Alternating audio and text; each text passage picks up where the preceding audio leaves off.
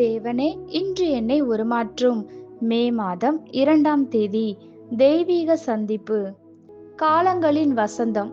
அருணோதயமாகிய மேசியா பரத்திலிருந்து நம்மை சந்திக்க வந்திருக்கிறார். இஸ்ரவேல் மக்கள் கானான் தேசத்திற்குள் நுழைவதற்கு முன் தேவன் அவர்களுக்கு கொடுத்த வாக்குத்தத்தம் என்னாகமம் 14:21 கொடுக்கப்பட்டுள்ளது. பூமியெல்லாம் கர்த்தருடைய மகிமையினால் நிறைந்திருக்கும் என்று வாசிக்கிறோம். பாவத்தின் விளைவால் சீர்கெட்டு சீர்குலைந்து போயிருக்கும் இந்த உலகத்திற்கு மீண்டும் ஆசீர்வாதத்தை கொண்டு வர வேண்டும் என்று தேவன் விரும்புகிறார். இதற்கு தேவன் தன் மகிமையை உலகிற்கு அனுப்ப விரும்புகிறார்.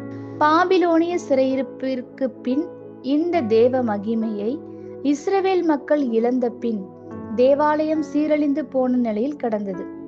ஆகாய் தீர்க்கதரிசி மூலம் தேவன் அப்பொழுது பேசி தன் மகிமையை மீண்டும் வரப்பண்ணுவேன் என்று வாக்கருளினார்.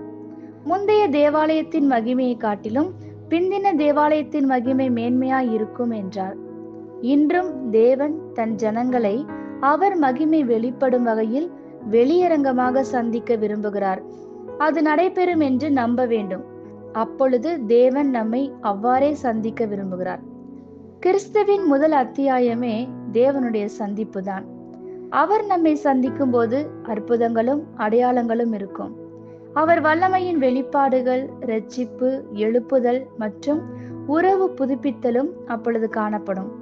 இந்த நாளில் அப்படிப்பட்ட ஏதோ ஒரு மகிமையின் அடையாளத்தை இன்று நாம் விசுவாசத்தோடு எதிர்பாருங்கள். தீர்க்கதரிசியோடு நாமும் சேர்ந்து ஜெபிப்போம். பின்மாறி காலத்து மழையை கர்த்தரிடத்தில் வேண்டிக் கொள்ளுங்கள். அப்பொழுது கர்த்தர் மின்னல்களை உண்டாக்கி வயல்வெளியில் அவரவருக்கு பயிருண்டாக அவர்களுக்கு மழையை கட்டளையிடுவார். ஆமேன். இந்த வார்த்தைகளினால் நீங்கள் ஆசிர்வதிக்கப்பட்டீர்கள் என்று நாங்கள் நம்புகிறோம்.